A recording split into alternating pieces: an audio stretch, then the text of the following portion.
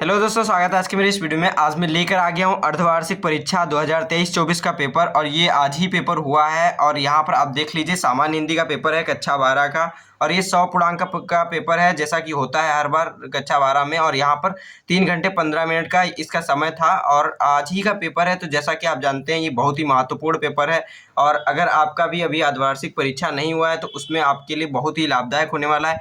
इसमें कि क्वेश्चन जो पूछे गए हैं बहुत ही इंपॉर्टेंट है और ये पूरा पेपर मॉडल पेपर, यानी कि आपके जो यूपी बोर्ड, जो आपका बोर्ड पेपर में परीक्षा में जैसा क्वेश्चन पूछे जाते हैं उसी तरीके से इसमें क्वेश्चन पूछे गए हैं। तो आपको ये पेपर दिखा दे रहा हूं मैं और यहाँ पर ये आपको बहुविकल्पीय क्वेश्चंस के यहाँ पर मैं उत्तर बता दूंगा, लेकिन पूरा पेपर सोल्यूशन कुछ दिन में आपका बहुत ही जल्दी अपलोड हो जाएगा। कल मेरा दूसरा पेपर है, इसीलिए मैं आज पूरा फुल सोल्यूशन नहीं दिखा सकता हूँ। यहाँ पर मैं सिर्फ आपको इसका पेपर का पूरा दिखा दूंगा और बहुविकल्पीय प्रश्न जो है उनके आंसर में बता दे रहा हूँ यहाँ पर।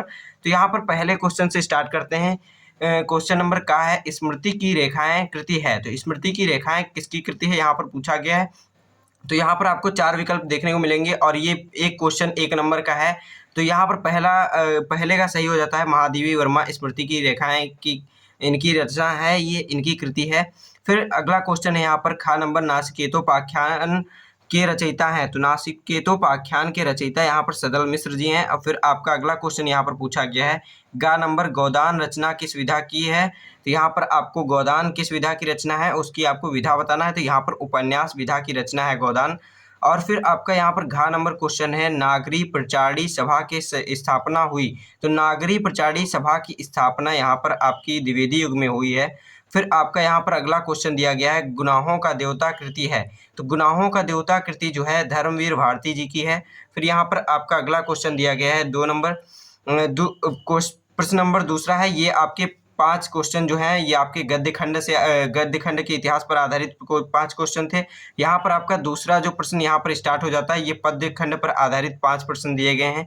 तो यहाँ पर पहला क्वेश्चन पूछा गया है का नंबर, प्रिय प्रवास के रचनाकार हैं। तो प्रिय प्रवास के रचनाकार अयोध्या सिंह उपाध्याय हरियोत जी हैं, इसका राइट आंसर हो जाता है। फिर अगला क्वेश्चन यहाँ पर दिया गया है, खा नंबर, हिंदी का प्रथम महाकाव्य है। तो हिंदी का प्रथम महाकाव्य यहाँ पर पृथ्वीराज रासो है। फिर आपका अगला क्वेश्चन यहाँ पर दिया गया है, गा नंबर, साकेत कृति के रचनाकार हैं।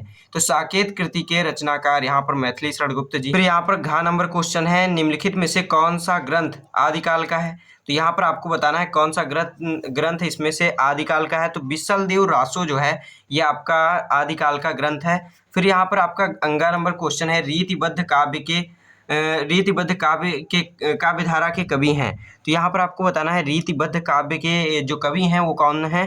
तो यहाँ पर केशवदास जो हैं वो हैं रीतिबद्ध काव्य के कवि हैं। और यहाँ पर बिहारी लाल जो हैं वो हैं रीति सिद्ध के, घनानंद और बोधा ये हैं रीति मुक्त के। तो यहाँ पर इस तरीके से इसका राइट आंसर हो जाता है आ नंबर।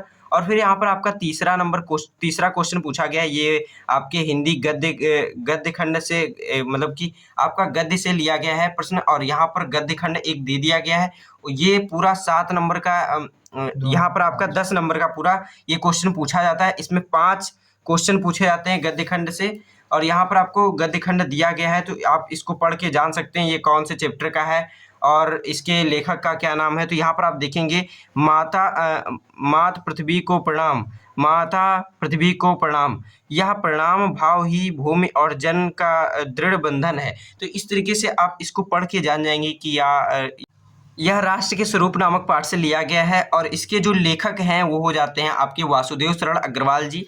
फिर अब हम बढ़ते हैं इसके, यहाँ पर आप देखेंगे आगे क्वेश्चन भी पूछा गया होगा कि इसमें 5 क्वेश्चन पूछे गए हैं। तो यहाँ पर पूछा गया है उपयुक्त गद्यांश का संदर्भ लिखिए। तो इस संदर्भ में आपको सब कुछ इसमें बता देना है कि ये इस पाठ का लिया गया है और इनके ये लेखक हैं, तो यहाँ पर बता देना है। और यहाँ पर पहला क्वेश्चन पूछा गया है, प्रस्तुत गद्यांश के माध्यम से लेखक क्या बताना चाहते हैं। तो ये आप जब पूरा गद्यांश पढ़ेंगे तो इसमें आपको पता चल जाएगा कि लेखक इसमें क्या बताना चाहते हैं। फिर यहाँ पर खा नंबर क्वेश्चन है, रेखांकित अंश की व्याख्या करना है। तो यहाँ से लेकर यहाँ तक की आपको पूरा व्याख्या कर देना है अच्छे से।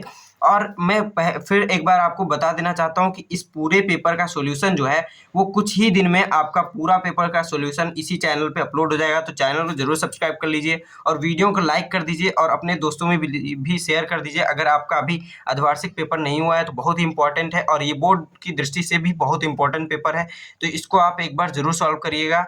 तो अब हम बढ़ते हैं अपने अगले क्वेश्चन की तरफ। तो यहाँ पर अगला क्वेश्चन फिर यहाँ पर है, पृथ्वी के वरदानों पर किसको भाग पाने का अधिकार है? तो यहाँ पर दिया गया पृथ्वी के वरदानों पर पाने का अधिकार किसका है?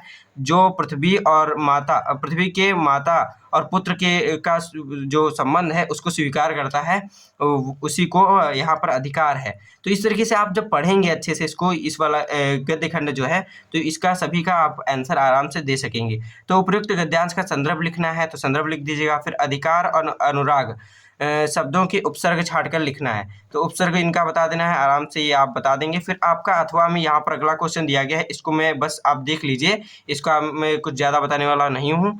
फिर अब हम बढ़ते हैं सीधे अगले क्वेश्चन की तरफ। तो अगला क्वेश्चन आपका चौथा नंबर क्वेश्चन है, और ये आपके काव्य खंड से लिए मतलब काव्य जो आपका काव्य खंड होता है हिंदी में, उसमें से लिया जाता है। और यहाँ पर एक पद्यांश दिया गया है, इसमें से आपको 5 प्रश्न इसमें से भी पूछे जाते हैं। तो इसी तरीके से आपको इसको पढ़ करके आपको आराम से इसके उत्तर दे देना है। तो लज्जाशीला पथिक महिला जो कहीं दृष्टि आवे, तो ये आपके पवन द्युतिका नामक पाठ से अवतरित है, और इसके लेखक जो है अयोध्या सिंह उपाध्याय हरियोत जी हैं।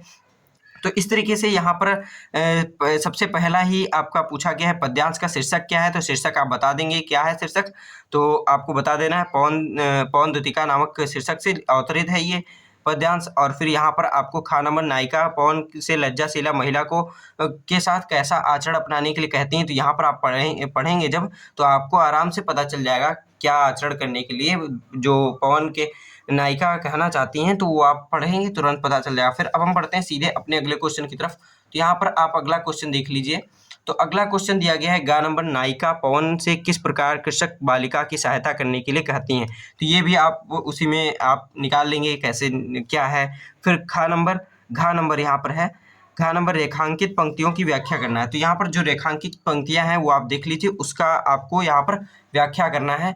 तो फिर यहाँ पर अंगा नंबर, जलद और व्योम शब्दों के 2-2 पर्यायवाची लिखना है। तो इन दोनों शब्दों के 2-2 पर्यायवाची आपको आराम से लिख देना है। फिर अब हम बढ़ते हैं सीधे अपने अगले क्वेश्चन की तरफ। तो यहाँ पर आप देखें पद्यांश में भी एक अथवा वाला दिया गया है क्वेश्चन, अगर आपको वो नहीं आता है तो ये आप ये कर सकते हैं, लेकिन पहला वाला जो होता है वो आपको अक्सर आता रहता है, और दूसरा जो होता है वो आगे की चैप्टर से यहाँ पर दिया गया है।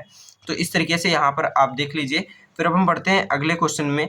5वां नंबर क्वेश्चन है, 5वें का नंबर क्वेश्चन। तो यहाँ पर निम्नलिखित लेखकों में से किसी एक लेखक का साहित्यिक परिचय और देते हुए उनकी कृतियों पर प्रकाश डालना है। तो यहाँ पर आपको इनका वासुदेव शरण अग्रवाल जी का दिया है, हजारी प्रसाद द्विवेदी जी का, और कन्हैयालाल मिश्र प्रभाकर, हरिशंकर परसाई। तो इन चारों लेखकों में से किसी एक का आपको साहित्यिक परिचय लिख करके उनकी कृतियों को बताना है। और इनका पूरा साहित्यिक परिचय में क्या होता है, जीवन परिचय होता है, और इन्होंने क्या हिंदी साहित्य के प्रति क्या क्या अपना योगदान दिया है। तो इस तरीके से आप हेडिंग अलग अलग डाल के यहाँ पर इनका साहित्यिक परिचय लिख देंगे, और फिर इनकी कृतियाँ लिख देंगे। तो इस तरीके से इसका हो जाता है। यहाँ ये 5 नंबर का होता है जीवन परिचय, मतलब साहित्यिक परिचय, और इनकी कृतियाँ 5 नंबर में हो जाती हैं। फिर इसी तरीके से खा नंबर क्वेश्चन है, और ये कवियों के जीवन परिचय और उनकी कृतियों पर आधारित है। तो इसमें भी 4 कवियों के नाम दे दिए गए हैं, और इनमें भी आपको इनके जीवन परिचय बताना है, और साथ ही साथ इनकी कृतियाँ भी आपको बतानी है। ये भी 5 नंबर का क्वेश्चन हो जाता है। फिर यहाँ पर आपका 6वां क्वेश्चन दिया गया है, कहानी के तत्वों के आधार पर पंचलाइट कहानी की समीक्षा करना है। तो इस तरीके से, और यहाँ तक जितना मैंने अभी तक बताया, यहाँ तक मैंने एक बार में किया था, लेकिन यहाँ पर जो 6वां और 7वां क्वेश्चन है ये थोड़ा बड़े क्वेश्चन होते हैं, इसलिए इन दोनों को मैंने थोड़ा देर के लिए रोका था, और खंड खा नंबर मैंने स्टार्ट करके इसको पहले सॉल्व किया, बाद में फिर लास्ट में इन दोनों को सॉल्व किया, क्योंकि ये दोनों प्रश्न जो होते हैं बड़े होते हैं, इनको ज़्यादा टाइम लेकर के ज़्यादा लंबे में लिखना होता है, तो आपके अगले क्वेश्चन छूट ना जाए, इसलिए बड़े क्वेश्चन को बाद में किया करिए। और यहाँ पर आप देख लीजिए अगला क्वेश्चन, यहाँ पर 8वें का नंबर दिया गया है। खंड खा ये स्टार्ट हो जाता है, ये संस्कृत खंड से है। तो निम्नलिखित अवतरणों का संदर्भ सहित हिंदी में अनुवाद लिखना है। तो यहाँ पर अवतरण आपका ये जो दिया गया है संस्कृत खंड से दिया गया है, इसका सबसे पहले आपको संदर्भ लिखना है, जिसका 2 नंबर मिलेगा, और बाद में इसका हिंदी में अनुवाद करना है, जिसका 5 नंबर आपको आराम से मिल जाएगा। फिर यहाँ पर अब हम बढ़ते हैं अपने अगले क्वेश्चन की तरफ। इसी में से आपका ये आप देख लीजिए, ये पूरा यहाँ पर दिया गया है संस्कृत का गद्य खंड। तो इस तरीके से यहाँ तक कर देना है। फिर इसी में आपको अथवा करके दूसरा मिल जाता है, अगर आपको वो वाला नहीं आ रहा तो ये कर सकते हैं आराम से। ये जो आपको जो आसान पड़ता है वही आपको करना है, जो आप अच्छे से पढ़ चुके हैं, जिसको आप अच्छे से अनुवाद कर सकते हैं, वही आपको करना है, बाकी आपको छोड़ देना है। फिर यहाँ पर आपको खा नंबर क्वेश्चन दिया गया है, ये भी 7 नंबर का होता है। इसमें भी संदर्भ आपको लिखना है और बाद में फिर इसका आपको हिंदी में अनुवाद करना होता है।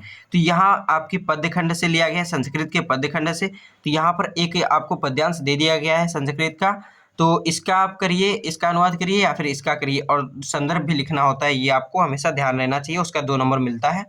फिर यहाँ पर 9 नंबर क्वेश्चन दिया गया है, निम्नलिखित मुहावरों और लोकोक्तियों में से किन्हीं 2 का अर्थ लिखते हुए वाक्य का प्रयोग करना है। तो यहाँ पर आपको 4 मुहावरे देखने को मिल जाते हैं और इनका आपको अर्थ बताना है, अर्थ क्या है, और इनका साथ ही साथ आपको वाक्य भी प्रयोग करना है। एक कोई अपने से वाक्य बनाना है और उसमें ये मुहावरा आना चाहिए, ऐसा आपको कोई वाक्य प्रयोग करना होता है, इस वाक्य का प्रयोग करना होता है। फिर यहाँ पर 10वां क्वेश्चन दिया गया है, निम्नलिखित शब्दों में से किन्हीं 3 शब्दों का संधि विच्छेद करते हुए नाम बताना है। नाम यानी कि उस संधि का नाम बताना है, कौन सा संधि था इसमें जिसका आप संधि विच्छेद करेंगे तो आपको पता चलेगा कौन सा संधि है। तो यहाँ पर साक्षर, अखिलेश, शायक और गायिका, ये आपको दिए गए हैं, इनका संधि विच्छेद करके इसका आपको करना है। तो मैं फिर से एक बार बता देना चाहता हूँ कि पूरे पेपर का सॉल्यूशन मैं इसी चैनल पे अपलोड कर दूंगा, इसलिए आप चैनल को सब्सक्राइब कर लीजिए और बेल आइकन भी प्रेस कर दीजिए, जिससे कि आपको अगला वीडियो जब अपलोड होगा तो उसका नोटिफिकेशन मिल जाएगा। और वीडियो को अगर आप अभी तक लाइक नहीं किए तो वीडियो को लाइक कर दीजिए और अपने दोस्तों में वीडियो शेयर भी कर दीजिए, जिससे कि उनका भी कुछ फ़ायदा हो सके और वहाँ या इस पेपर से वो भी पढ़ सकें अपने से। तो यहाँ पर आप देख लीजिए, फिर 11वां नंबर क्वेश्चन शुरू हो जाता है। क्या नंबर, निम्नलिखित शब्द युग्मों में से किन्हीं 2 का युग्मों का अर्थ लिखना है। कोई भी आपको 2 इसमें से क्वेश्चन ले लेना है, 3 यहाँ पर दिए गए हैं, 3 में से कोई भी 2 आपको करना है और उनके आपको शब्दों का अर्थ बताना है। कुल और कूल, अनिल और अनल, तरण, तरिड़ और तरड़ी। तो इस तरीके से आपको इनमें से कोई 2 का बताना है और 2-2 नंबर आपको मिल जाएंगे, 4 नंबर। फिर यहाँ पर आपको खा नंबर क्वेश्चन दिया गया है, निम्नलिखित शब्दों में से किन्हीं एक के 2 अर्थ लिखना है। कोई भी एक आपको शब्द ले लेना है जिसके आपको 2 अर्थ बताना है, यहाँ भी आपको 4 नंबर मिलेंगे। फिर आपको अगला क्वेश्चन दिया गया है 12वां नंबर। 12वां नंबर क्वेश्चन ये है यहाँ पर, तो 12वें नंबर क्वेश्चन में आपके श्रृंगार रस या फिर हास्य रस की परिभाषा देना है। का नंबर 12वें का का नंबर श्रृंगार रस अथवा हास्य रस, यानी कि श्रृंगार रस का लिखिए या फिर हास्य रस का परिभाषा सहित उदाहरण लिखना है इसका, तो इसमें आपको 2 नंबर मिल जाएंगे। फिर अनुप्रास अलंकार या फिर रूपक अलंकार की परिभाषा उदाहरण सहित लिखना है, तो इस तरीके से ये आपको कर देना है। या फिर चौपाई, सोरठा, कोई भी आपको इनमें से देखिए अथवा अथवा करके 2-2 दिए गए हैं, एक एक करना है, तो आराम से इसमें से कर सकते हैं, 2-2 नंबर आप सबको मिल जाएगा।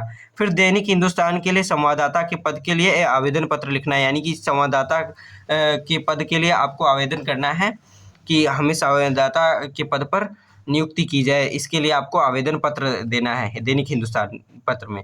फिर यहाँ पर आपका 14 नंबर क्वेश्चन हो जाता है। तो यहाँ पर आप देखेंगे, यहाँ तक मैंने खंड का में किया था, इसके बाद जस्ट बाद वो दोनों जो 6 और 7 नंबर क्वेश्चन छोड़ के मैं जो आया हूँ, इसके बाद मैंने वो दोनों क्वेश्चन अटेम्प्ट किए थे, उन दोनों को किया था।